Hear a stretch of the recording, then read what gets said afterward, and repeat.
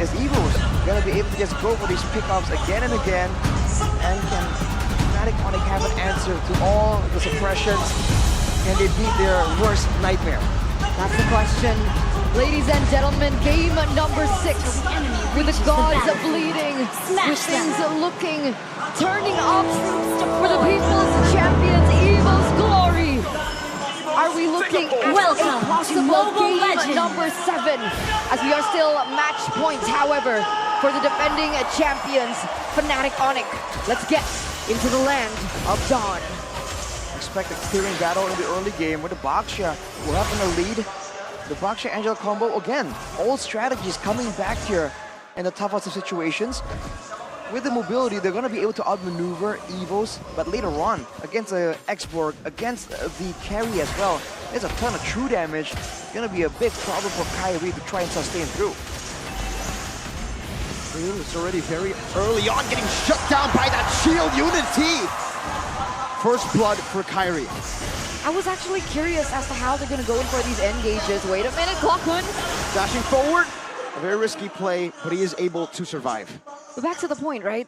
With Keyboy on the Angela, I was concerned about their engage potential, but apparently it has been answered with the way that Kairi was able to get that first blood earlier, as we now center upon the emblems. Looking at the emblems here by GameSmax, Sans with the Rupture will be doing a surprising amount of more of damage. Kairi with the firmness understands that he's going to be the main frontline for the team. Lutfi will serve as more of utility. And on your point, Eterna, when it comes to engage, they have that Baksha Angela, they can just hit someone, go with the entanglement, or they can just rely on Sans with the Mystic Projectile. The spammable nature of it will be a bit of a problem for EVOS, but I think the main problem comes when Dreams makes his move. Whoa! The battle mirror image to the front as he pops the sprint. A weird angle, but he will lose a whole gold cannon minion in the bottom lane. We're already seeing the presence of Dreams on the Kaja. What will happen when he gets that level 4 power spike along with Brands picking up those items? This is a sure burst. It's going to be sure burst as well as just pure kill pressure coming in from the White Tigers as they now are going to be posturing around the first turtle of the game. Kairi almost at level 5, still at level 4, Annabelle. Meanwhile, they're going for the contest. They're going to go for the pick first. Being able to escape the curtain call used up. Tide Dreams and Clocking up, and Fluffy's doing some damage, putting that sack down on Kairi, and as Xanavel starts up the first turtle of the game. Good zoning by Fluffy. Dreams has the Divine Judgment. Needs to use it wisely, however. Onto Kairi. Hard guard gonna be used up right now. Divine Judgment to pull Kairi away, and Annabelle should be able to find it, but no! Kairi strikes back. Even with the Divine Judgment, but it looks like, Fluffy gonna be forcing a flicker there. But even with the Divine Judgment being pulled in, Kairi, with the level advantage, still has the advantage on the neutral objective take. And they will be pulling up first with the gold difference. Mystic Gush just to poke. And Kairi is in enemy territory, trying to go for the invade already. Up against this Frederick. You can see the Keyboy is just trying to be as active as possible, influencing these fights ever so slightly. Sans is still doing pretty okay, but this thing, Clocking goes for the Mystic Gush right there, but they're not really having a composition, mainly looking for those kind of pickups. So even when Dreams was able to go for the Divine Judgment, it was meant to be more of a lock-in to try and guarantee the retribution, not a pick-off. And because of that, it's still a pretty good trade for Fnatic Onyx. But now with Dreams on the prowl, ever more than before, it's going to be a bit more difficult, especially because they don't really have someone to walk in the front except for Kairi. And I'm wondering, even if they go for the picks, right? Even if they do get that pick off, where's the damage coming from? Is it just purely Annabelle and Clockgun in the early stage of the game? It has to be only from them, and I assume that there's going to be more plays from the side lanes as well, so that Brands and Fluffy can kind of weigh in on that situation, get more damage in on the Divine Judgment. We can see that for the most part, EVOS, they're playing it kind of passively actually, reacting to the movements of Fnatic Onyx, respecting that global presence, that powerful early game from the Baksha. And now both of these teams, Oh! what a prediction! And Kairi re-engages instantly with a blazing duet now from CW. Trying to go in the back line, but will not be able to find the range. What was that, Keyboy? What was that reaction time, Clockgun? Putting some damage back on Sans. Amazing read reflexes from Keyboy, or instinct, if you will. And with a change, with a trade there, technically without any losses, immediately Onyx make the first move. They're trying to go and Fluffy. Forcing out the last insanity. The Frogger armor depleted, and Lutpi charges forward. Curtain call, tying him up, and they're going in different directions now. Lutpi go for the yo-yo hits, and the vengeance as well. Fluffy gonna be taken down as Lutpi tries to run away, but he re-engages onto Clockman, who was forced to dash defensively back. And Fnatic Onyx now will not go for the turtle, not just yet. That was a 2v3 situation, and they were able to get the better out of it. Fluffy taken off the board. But Fnatic Onyx, why don't they go straight for the turtle? What are they waiting for? They want to make sure Sans is around in case a fight does break out. When it comes down to sure utility tools, EVOS has an advantage. But they are late to the party, and Fnatic Onyx will be able to get the first neutral objective. A great start, but keep in mind, it's not about how you start, it's about how you finish. 2K gold lead now for the Kings of the Skies, the Kings of the Galaxy. As it looks like Keyboy picks up a flask of the Oasis. It will turn the tables around in these team fights. Flask of the Oasis will definitely have a big thing to say. It will kind of throw the calculations sideways as well for the side of EVOS. And even then, before that it was even a factor, they were able to go for the turret, but look at this response. Clear Divine Judgment right into the hard guard CW now, trying to look for a re-engage as Kyrie pops into Poissons. Battle Mirror image into Blazing Duet, and Dreams will be taken out, obliterated. FNOC with a massive advantage here in the 6th minute of the game.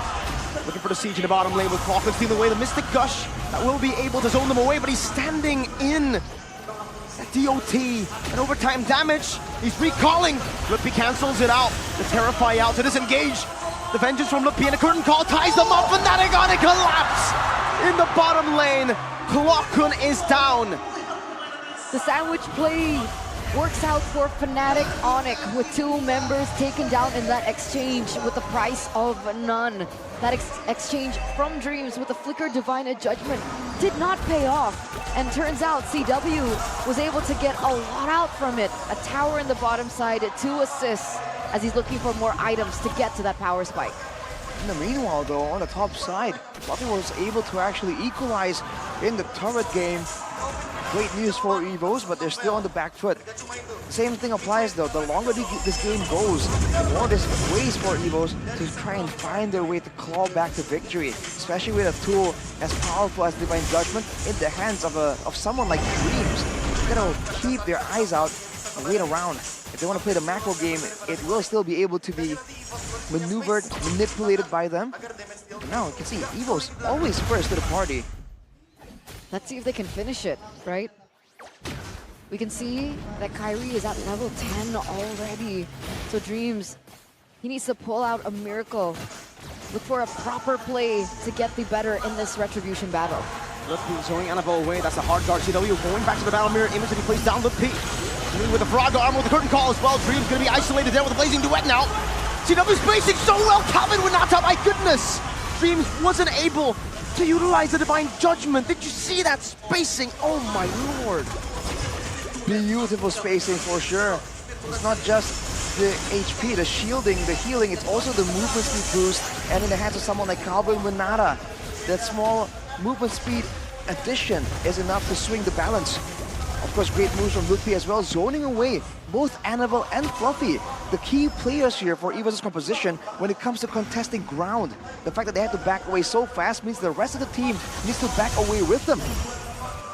And just like that, Fnatic Onyx will be trying to go for more objectives after getting actually the mid lane turret as well.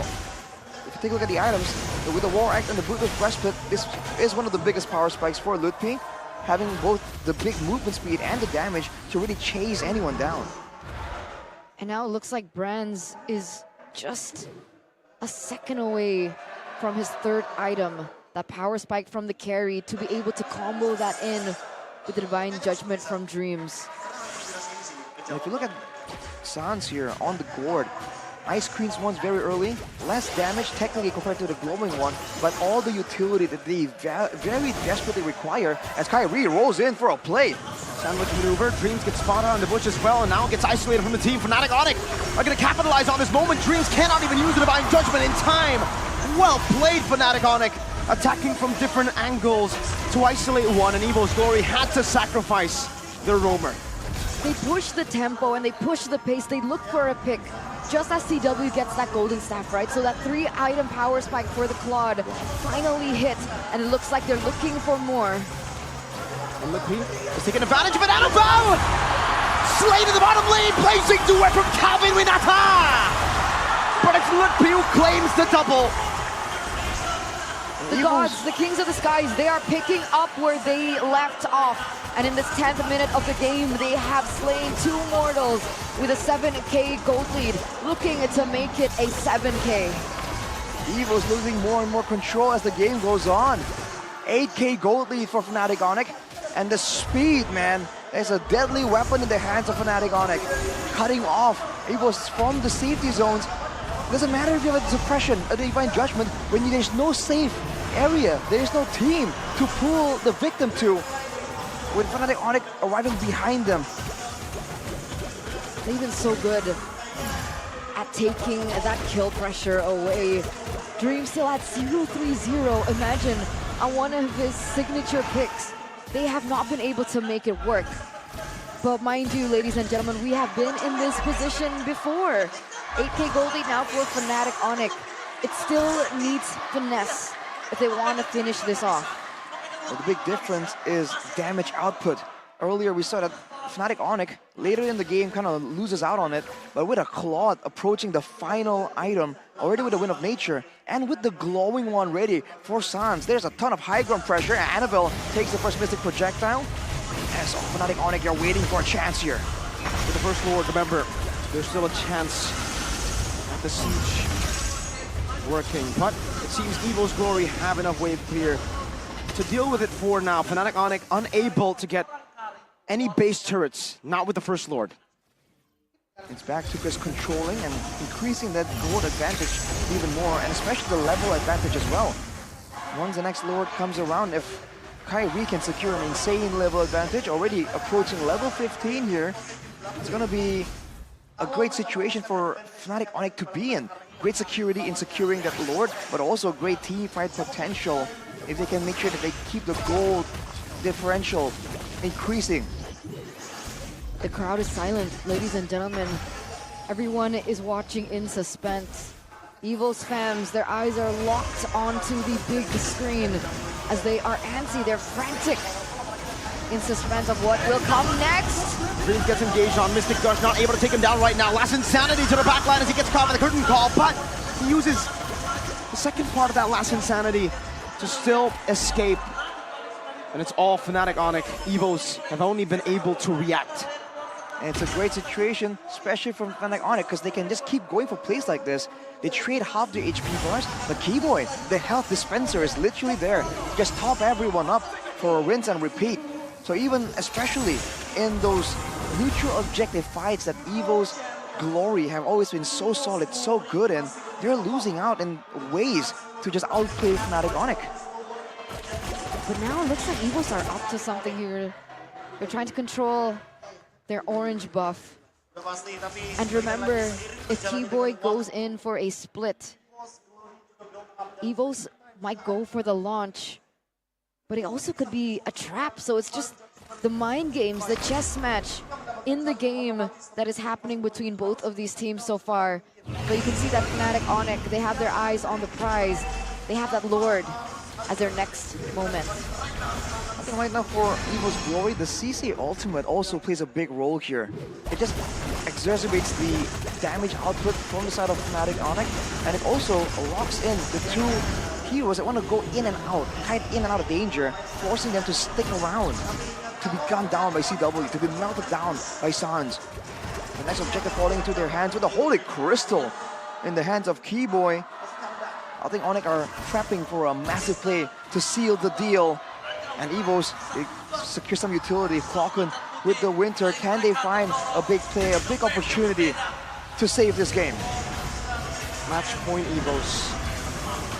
It might be the end to their run. And Fnatic Onyx know full well how to utilize it. Shield unity into the front, Fluffy, no Viraga armor, Brazer's Wrath, only doing some damage, coming with that on the blade into round to Clocken, forcing the Winter Truncheon, and forcing Clocken back, but somehow EVOS Glory They've still been able to hold on their base. Their structure ruined. Calvin will not tie again with a battle mirror image escaping from the Divine Judgment. But is yet to be able to catch him. Fluffy again losing the Faraga armor this time, having to run all the way back. One base turret remaining for EVOS Glory, for their chase to glory. Two waves can be cleared up by EVOS Mystic Gush from Sans. Two-man time for Annabelle, but he gets shredded down by Lupe! And Brands is forced to use the Blazing Duet as the Hard Guard comes through, and Drave still is unable to find a Divine Judgment. Lupe picks up a double. Calvin without to buy the immortality just in time. And look at how they run down on EVOS Glory. With a vengeance, Lupe takes Brands out, and Fluffy cannot deal with him. Clock good against the world. In the chase for glory, they slay dragons, robots, and the Kingslayers. But today, they receive the grim reminder that they still live in fear of the Sky Kings.